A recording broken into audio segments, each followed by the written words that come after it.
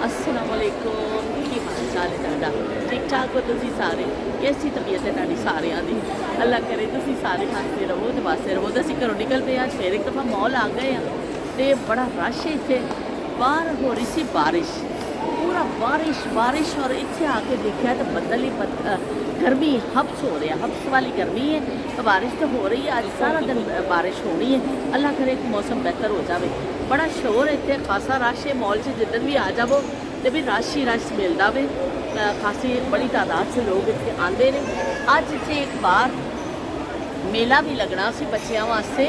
festival सी ਉਹਦੇ ਵਿੱਚ ਮੁxਤਲਿਫ activities ਕਰ ਰਹੀਆਂ ਸਨ ਕਿ ਬਾਰਿਸ਼ ਦੀ ਵਜ੍ਹਾ ਨਾਲ ਪਤਾ ਨਹੀਂ ਹੁੰਦਾ ਹੈ ਜਾਂ ਨਹੀਂ ਹੁੰਦਾ ਜਾਂ ਕੈਂਸਲ ਹੋ ਜਾਏ ਜਾਂ ਹੋਵੇ ਹੁਣ ਅਸੀਂ ਤਾਂ ਫਾਰਗ ਹੋ ਕੇ ਬਾਹਰ ਜਾ ਕੇ ਦੇਖਾਂਗੇ ਅਗਰ ਸਾਨੂੰ ਉਹ ਨਜ਼ਰ ਆ ਗਿਆ ਮਤਲਬ ਕੋਈ ਚੀਜ਼ ਤੇ ਅਸੀਂ ਕਰ ਕੀ ਕਹਿੰਦੇ ਨੇ ਕਰਾਂਗੇ ਨਹੀਂ ਤੇ ਫਿਰ ਅਸੀਂ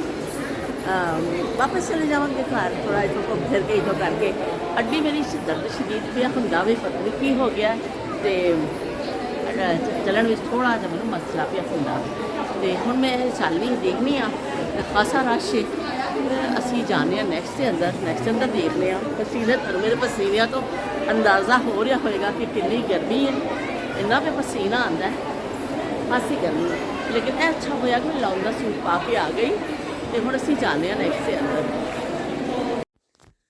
ਨੈਕਸਟ ਦੇ ਅੰਦਰ ਦਾਖਲ ਹੋ ਗਏ ਆ ਔਰ ਜ਼ਬਰਦਸਤ ਸੇਲ ਨਜ਼ਰ ਆਈ ਹੈ 50% ਆਫ ਮੈਨੂੰ ਘਰ ਤੋਂ ਨਿਕਲਦੇ ਵਕਤ ਬਿਲਕੁਲ ਪਤਾ ਹੀ ਨਹੀਂ ਸੀ ਕਿ ਇੱਥੇ ਸੇਲ ਲੱਗੀ ਹੋਈ ਹੈ ਇੱਥੇ ਆ ਕੇ ਜਦੋਂ ਬੋਰਡ ਦੇਖਿਆ ਤੇ ਬੇਖਤਿਆਰ ਅੰਦਰ ਆ ਗਏ ਕਿ ਨੈਕਸਟ ਦੀ ਸੇਲ ਦਾ ਹਰ ਕੋਈ ਇੰਤਜ਼ਾਰ ਕਰਦਾ ਹੈ ਕਿ ਬਸ ਨੈਕਸਟ ਸੇਲ ਆ ਜਾਏ ਬਸ ਲੋਕ ਟੁੱਟ ਪੈਂਦੇ ਨੇ ਔਰ ਆਪਣੇ ਡਰੈਸਿਸ ਕੱਪੜੇ ਬੱਚਿਆਂ ਦੇ ਸ਼ੂਜ਼ ਬੈਗਸ ਹਰ ਚੀਜ਼ ਦੀ ਸ਼ਾਪਿੰਗ ਲੋਕ ਸ਼ੁਰੂ ਕਰ ਦਿੰਦੇ ਨੇ ਤੇ ਮੈਂ ਵੀ ਕਿਹਾ ਕਿ ਚਲੋ ਵੀ ਇਹ ਤਾਂ ਬਹੁਤ ਅੱਛਾ ਹੋਇਆ ਕਿ ਮੈਂ ਕੁਝ ਕੱਪੜੇ ਲੈਣੇ ਸਨ ਯੂਸੁਫ ਮੁਸਤਫਾ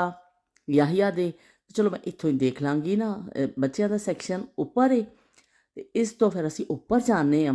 ਲਿਫਟ ਵਿੱਚ ਬੈਠਨੇ ਆ ਤੇ ਉੱਪਰ ਜਾ ਕੇ ਮੈਂ ਦੇਖਣੀ ਆ ਸ਼ਾਇਦ ਮੈਨੂੰ ਕੋਈ ਅੱਛੀ ਚੀਜ਼ ਮਿਲ ਜਾਵੇ ਤੇ ਮੈਂ ਲੈ ਲਵਾਂ ਚਲੋ ਵੀ ਲਿਫਟ 'ਚ ਬੈਠ ਗਏ ਆ ਹੋਰ ਲੋਕ ਵੀ ਸਾਡੇ ਨਾਲ ਸ਼ਾਮਿਲ ਨੇ ਉੱਪਰਲੇ ਪੋਰਸ਼ਨ 'ਚ ਅਸੀਂ ਪਹੁੰਚ ਗਏ ਆ ਔਰ ਇੱਥੇ ਵਾਕਈ ਬਈ 50% ਸੇਲ ਹੈਗੀ ਹੈ ਖਾਸੀਆਂ ਟੀ-ਸ਼ਰਟਸ ਔਰ ਕੱਪੜੇ ਟੰਗੇ ਹੋਏ ਨੇ ਲੇਕਿਨ ਇਹਦੇ ਵਿੱਚ ਸਾਈਜ਼ ਤੁਹਾਨੂੰ ਖੁਦ ਤਲਾਸ਼ ਕਰਨਾ ਪੈਂਦਾ ਵੇ ਸੇਲ ਵਿੱਚ ਆਈ ਹੁੰਦਾ ਵੇ ਕਿ ਅਗਰ ਤੁਹਾਨੂੰ ਸਾਈਜ਼ ਮਿਲ ਜਾਏ ਤਾਂ ਫਿਰ ਤਾਂ ਵੀ ਬੱਲੇ ਬੱਲੇ ਤੇ ਬੱਲੇ ਬੱਲੇ ਹੋ ਜਾਂਦੀ ਤੁਹਾਡੀ ਮੈਂ ਵੀ ਦੇਖ ਰਹੀ ਹਾਂ ਕਿਉਂਕਿ ਮੈਨੂੰ ਗਰਮ ਕੱਪੜੇ ਨਹੀਂ ਚਾਹੀਦੇ ਮੈਨੂੰ ਇਸ ਤਰ੍ਹਾਂ ਚਾਹੀਦੇ ਨੇ ਜਿਹੜੀ ਸ਼ਰਟਸ ਟੀ-ਸ਼ਰਟਸ ਹੋਣ ਕਿਉਂਕਿ ਉੱਥੇ ਗਰਮੀ ਤੇ ਮੈਂ ਖਾਸੀਆਂ ਸ਼ਰਟਾਂ ਚੁੱਕ ਲਈਆਂ ਵੀ ਮੈਨੂੰ ਅੱਛੀਆਂ ਲੱਗੀਆਂ ਕਲਰਫੁੱਲ ਸ਼ਰਟਾਂ ਕੁਛ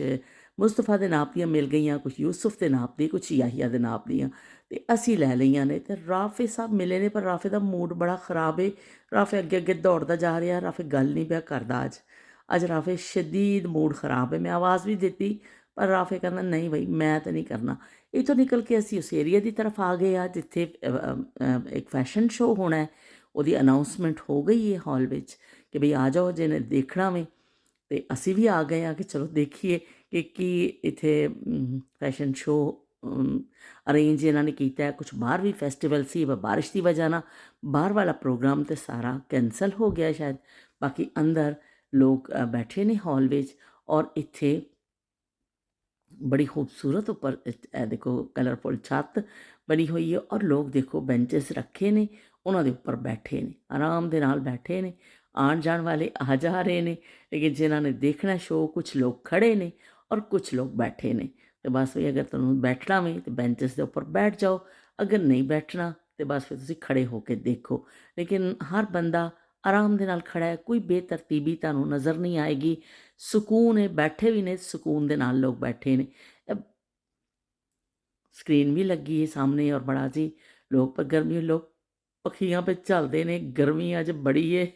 चलांगी पखियां चलो भी चलो पखियां ते